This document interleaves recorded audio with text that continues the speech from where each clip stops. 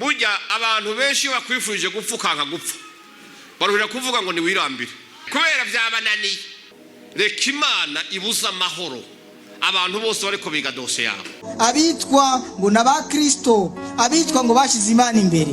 Ivyo byose nivyo kurandurana n'imisi. Ndabashimiye cyane kandi ndabaye ikaze inshuti banywanyi bacu banaye gukurikirana amakuru bigano dutambutse kuri mboresha kuri yacu ari nayo yanyu Humura Burundi TV. Warahabuwe ntiwahabuka. Ni mungunde kandi munyemerere nsure ndabaye ikaze inshuti banywanyi bacu banaye gukurikirana amakuru bigano dutambutse ngaha. Ni mungunde kandi munyemerere ndabaye mwiriwe canke mwaramutse bivanye naho muherereye hose. Igihangaje Jenerali Arenga Bunyoni yanzara umushikiranganje wa mbere nga mu gihugu c'u Burundi yo yatanguye kwihorera. Jenerali Arenga Bunyoni ndaganda yutse yuko ivyo vyose vyoba inyuma yaho hariho abamwipfurije gupfa bakamwipfuriza guhera mu munyororo, abandi bakamwipfuriza na cane kugandagurirwa mw'ibore rikuru rya Gitega. Hariho n'abashikirije insaku zitari zikeye, akarero kafi ni nka Apotre Isidore Mbayahaga oyita umukozi w'Imana akatari gakeyi yaragirije Jenerali Arenga Bunyoni ibitari bikeye. Naho benshi bagira bati bijya ari karabisabwa n'abategetsi bakomakomeye turuza kugaruka ko uyu munsi ibara ryasubiye kugwa. Jenerali Arenga Bunyoni iyo yatanguye kwihorera, nayo Apotre Isidore Mbayahaga iyo yanditse urwete rukomeye cyane arurungikira nanone umukuru w'igihugu nyenco wa President Varisito Ndayishimiye. Inyuma y'ikete hejije imistari Mikeli ivugwa ko ryarungitswe na Mbayahaga risaba ikigongwe Jenerali Arenga Bunyoni. Ibi navyo turaza kubigaruka ko ni mugihe kandi mwamakora akomeye cyane turuza kugaruka kwa Pastor Denise Bucumi Nkurunziza, umupfasoni asigwa n'umwisi President Pierre Nkurunziza. Uyu mupfasoni yarabaye hafi cyane bikomeye ya Jenerali Arenga Bunyoni kuva apfunzwe gushika arikuwe. Pastor Denise Bucumi Nkurunziza nahatabandanya kurabwa neza nabegereye President Varisito Ndayishimiye, ariko ntihigeze ahingeshanya kugira ico afashije aterereye umuryango wa Jenerali Arenga Bunyoni kuva Jenerali Arenga Bunyoni apfunzwe ushika arikuwe.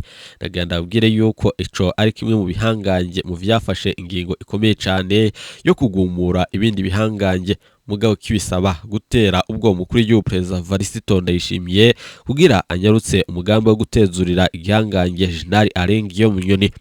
Mwamakuru kandi turaza kugaruka ku kungene Pastor Isidore Mbayahaga yakoze ibishoboka vyose mu kwambika ibara Jenerali Arenga Bunyoni. Muravyuka ubwo yamutazira ikinyoni c'igifyoti nanone cahawe intebe gahabwa vyose ibwami, ariko kigatangura kwishira imbere kigatangura kwishira hejuru usumba umwami. Muravyuka ayo majambo Mbayahaga yagiye ayashikiriza umashengero atandukanye nga mu Burundi.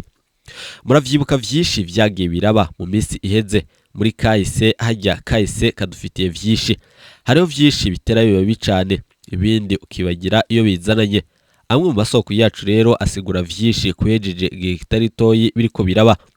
Munkunde kandi munyemerere tuze kugenda tugaruka kwa amakuru akomeye cyane twabateguriye n'ibindi bitandukanye biriko biravugwa nga mu Burundi.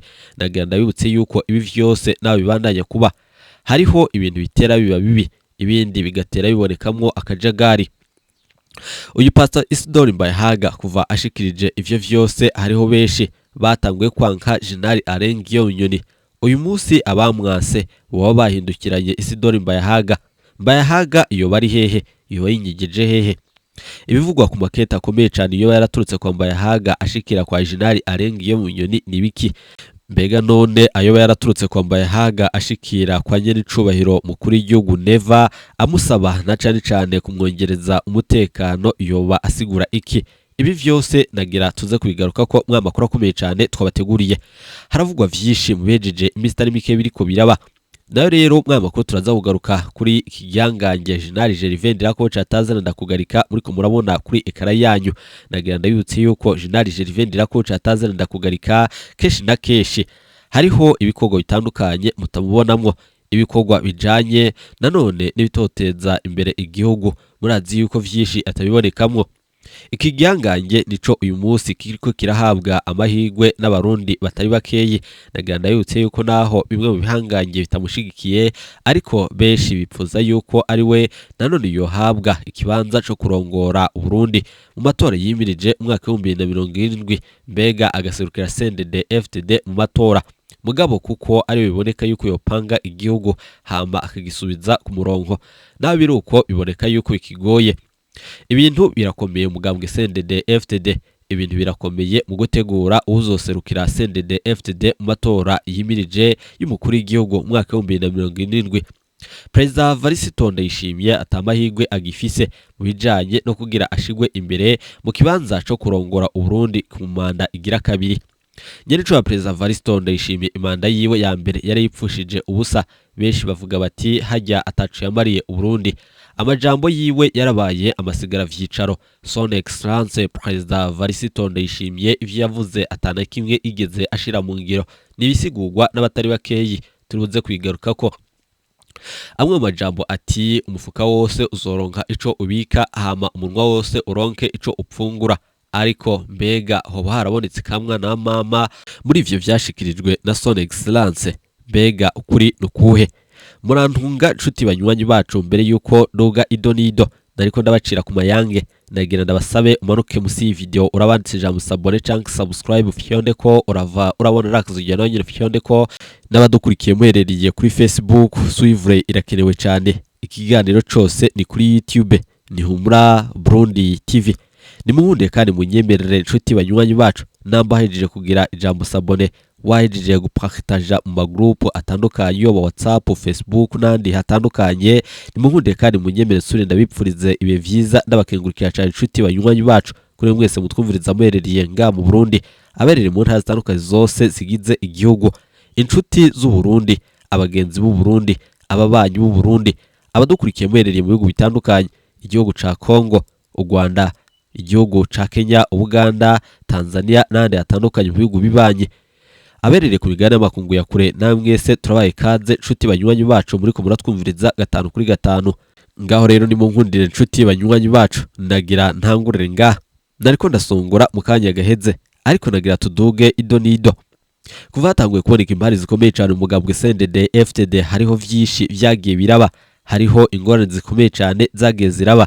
Dutanguriye muri 2015. Muri 2015 twarabonye ivyabaye, harabaye imyiyerekano ikomeye cyane yafatiye ku kiringo ca gatatu c'umisi Perezida Pierre Nkurunziza, nanone cari catewe no kurenga no guhonyanga kwibwirizwa shingiro y'u Burundi no ku masezerano y'Arusha muri Tanzania. Murazi ivyabaye, inganda zarahatikiriye, hariho impunzi nyinshi zaturutse ngaha uyu munsi ziherereye mu bihugu bitandukanye. Abarundi benshi barabaye impunzi, abandi barangajwe inyuma y'iyo myiyerekano, abandi barishwe, amabohero aruzuye, abandi gushika uyu munsi baracarondegwa n'ubutungane bw'u Burundi. Biboneka yuko ivyabaye vyari vyinshi. Mbega muri CNDD FDD hariho vyinshi vyagiye biraba n'ubu nyene ikibandanya. Tubandanije bidatevye gato, aho nyene murazi ivyabaye ku bihanganye bitari bikeyi, na mbere yaho murazi ivyabaye nko kuri ba Rajabu, murazi ivyabaye kuri ba Adolphe Nshimirimana, n'ivyabaye ku bindi bihanganye. Bidatevye mwaka wa 2020 twaramvirije mugabo turanatangaza urupfu rw'umuhisi Perezida Pierre Nkurunziza, n'ubu nyene urupfu rwiwe utarashigwa ko umuco, naho amatoza menshi avuga yuko iyo yaragandaguwe n'abamusubiriye, ariko ivyo vyose bikabandanya kuboneka yuko bikibandanya. Mbega ntivyahereye ngaho, abakoze amaraso boba bakibandanya kuyakora, boba bakifuza kuyakora, ariko naho biruko sivyo nagira ndagaruke ko. Nagira ndabibutse yuko indiyane zabandanije gushika ku gihanganye General Alain Guillaume yahoze ari umushikiranganje wa mbere. Nagira ndabibutse yuko indiyane ziwe hagati yiwe n'umukuru w'igihugu Perezida Varisito Ndayishimiye ubu nyene ariho zigitangura.